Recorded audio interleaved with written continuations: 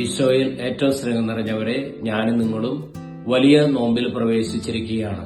ഈ നോമ്പിൽ നമുക്ക് ഈശോയുമായിട്ട് സഹവസിക്കുവാനും ഈശോയുടെ കൂടെ ആയിരിക്കുവാനും നമ്മൾ ചെയ്തുപോയ പാപങ്ങൾക്ക് പരിഹാര പ്രവൃത്തികൾ ചെയ്തും കുമ്പസാരം എന്ന കുദാശയിലൂടെ നമ്മുടെ പാപങ്ങൾ ഏറ്റുപറഞ്ഞ് ദൈവവുമായിട്ട് നമുക്ക് രമ്യതപ്പെടാം.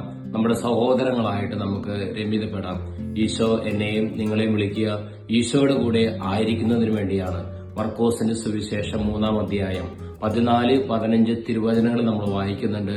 തന്നോടുകൂടി ആയിരിക്കുന്നതിനും വചനം പ്രസംഗിക്കാൻ അയക്കുന്നതിനും പിശാചുകളെ ബഹിഷ്കരിക്കുന്ന അധികാരം നൽകുന്നതിനുമായി അവൻ 12 പേരെ നിയോഗിച്ചു.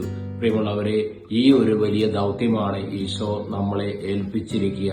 തന്നോട് കൂടി ആയിരിക്കുക, ഈശോയുടെ കൂടി ആയിരിക്കുക, ഈശോയുടെ കൂടി നമ്മളെപ്പോഴും സഹവസിക്കുക. ഞാനും നിങ്ങളും ഉപവസിക്കുമ്പോൾ, നമ്മൾ ത്യാഗപ്രവൃത്തികൾ ചെയ്യുമ്പോൾ, പരിഹാര പ്രവൃത്തി ചെയ്യുമ്പോൾ, കാരുണ്യ പ്രവൃത്തികൾ ചെയ്യുമ്പോൾ ഞാനും നിങ്ങളും ദൈവവുമായിട്ട് ചേർന്നിരിക്കുന്ന അവസരങ്ങളാണ്.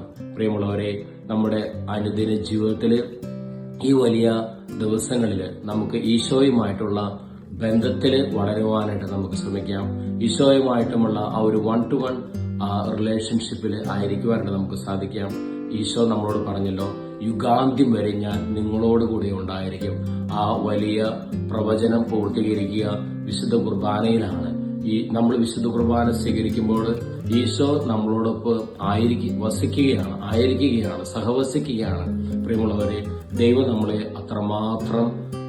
അത്രമാത്രം സ്നേഹിച്ചു.